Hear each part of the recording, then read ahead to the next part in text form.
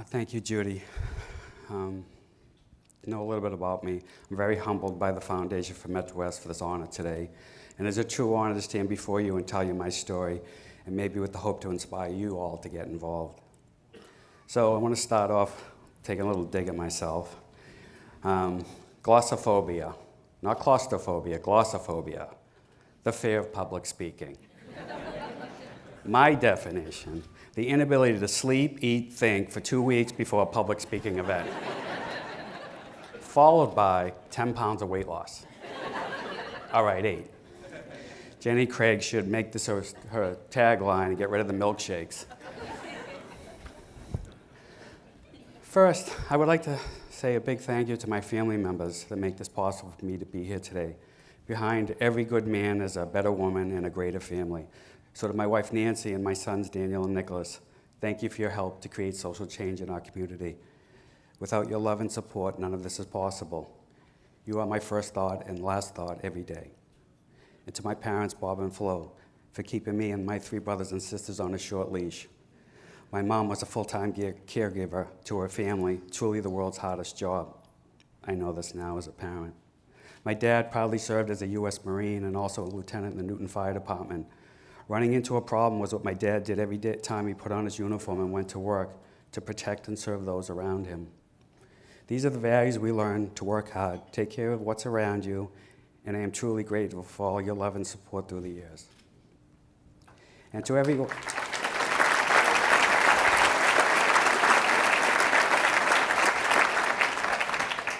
and to my second family, and to everyone at KVC, and they're all over there.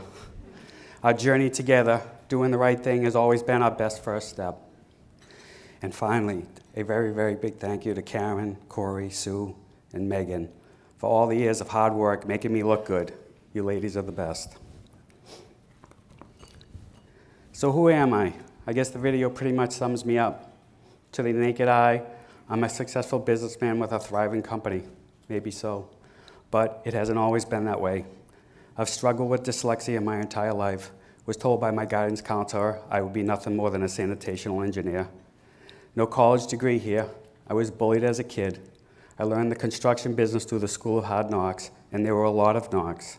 And somehow, I didn't let these adversities stop or define me. Adversity either toughens you or makes you indifferent to others, or it can open you up to being a better person. It taught me to be more compassionate, to help others less fortunate, and to reach out to others who may be going through tough times. And mostly, it taught me to give of myself.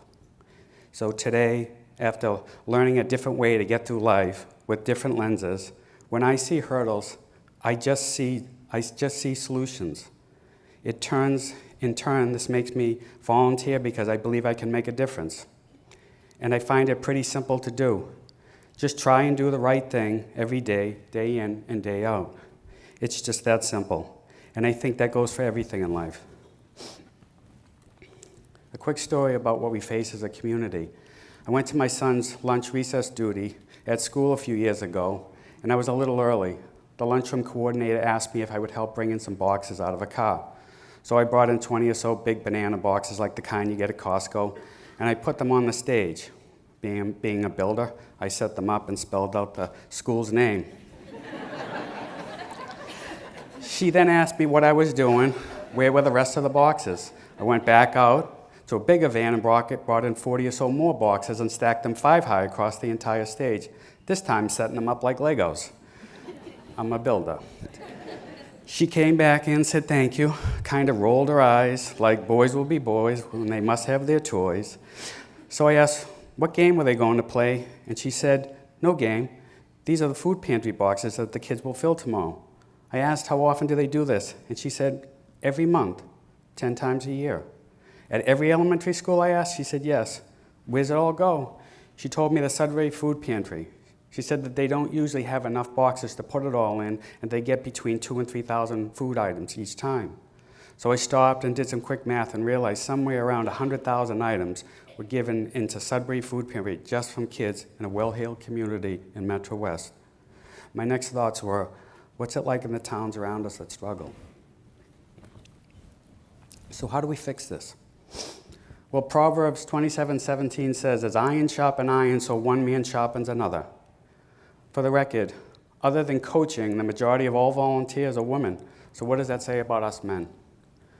Well, today I would like to tell you about some Iron Men, true leaders, leaders of doing the right thing.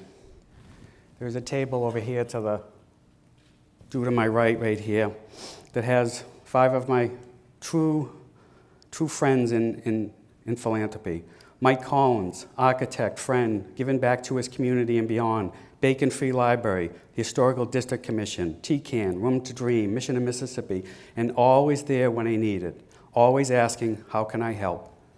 Chris Zizza, flooring contractor and friend. Chris doesn't say, how can I help? He says, what part can I take over and help?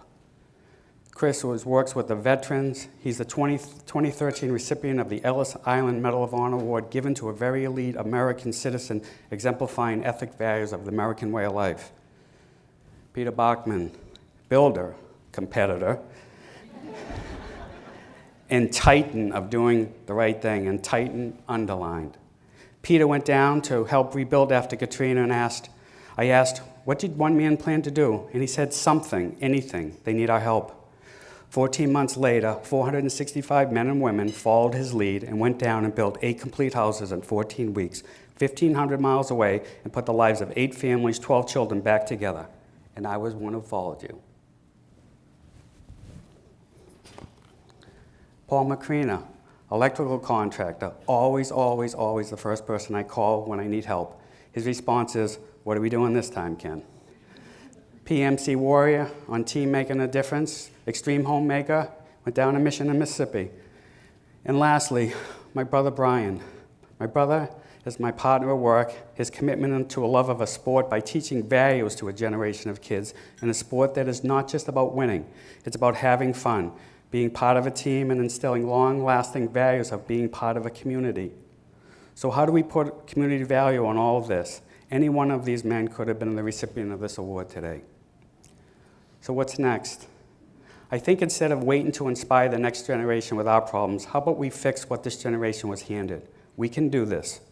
By working through tough problems with forward thinkers now, we will then come to engage new leaders to continue the mission.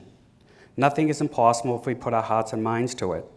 Our lens in life and how we might view the world may be a little different, but our care and commitment to our community, where we live, where we call home, should be what unites us.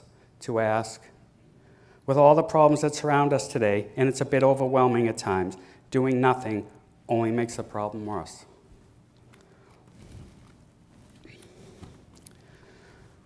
So how do we leave it for our youth? I'm asked all the time about how to get children involved in philanthropy, and I think the answer is pretty simple. Let them see what you're doing. Show them and tell them why. Kids love to play follow the leader. If you're writing a check to a cause, have them fill out the check and tell them why, and that this will make a difference. We are all responsible for the next orchard, so please plant it. So how do we make some changes? I ask you to turn to each person at your table and look around the room and commit to getting involved, to commit to acts that might be outside of your comfort zone, to reach out to your neighbor, to your family, to your community, and show the people around there that you're committed to lead. Yes, lead. There are over 600 nonprofits in MetroWest alone. So what makes you tick? What can you commit to? Maybe it's a monetary gift only, and that's a good thing. It's the backbone of philanthropy. Then simply pick up the phone, call, email, text the organization, and let them know how you can help. The foundation will provide you with a list of contacts if needed. With almost 400 people in this room, and if everyone could do and act bigger than they could ever imagine, we could show our community that we can move forward. Please help me help you start this. Send me an email and let me know what you're up to at 2016helpmehelyou@gmail.com. I'm serious. At 2016helpmehelyou@gmail.com. Send me an email. Tell me what you're up to. We all make choices in our daily lives and decide what and how we give of ourselves. I believe in this community, and this is our community. We are stronger together, and it truly takes a village. Every individual has a role to play because every individual matters. I hope you find something today that moves you. Giving of yourself has a far greater reward. I appreciate your time this morning and hope and pray for a greater outcome in this coming year. Remember, No one can do everything, but everyone can do something. Thank you.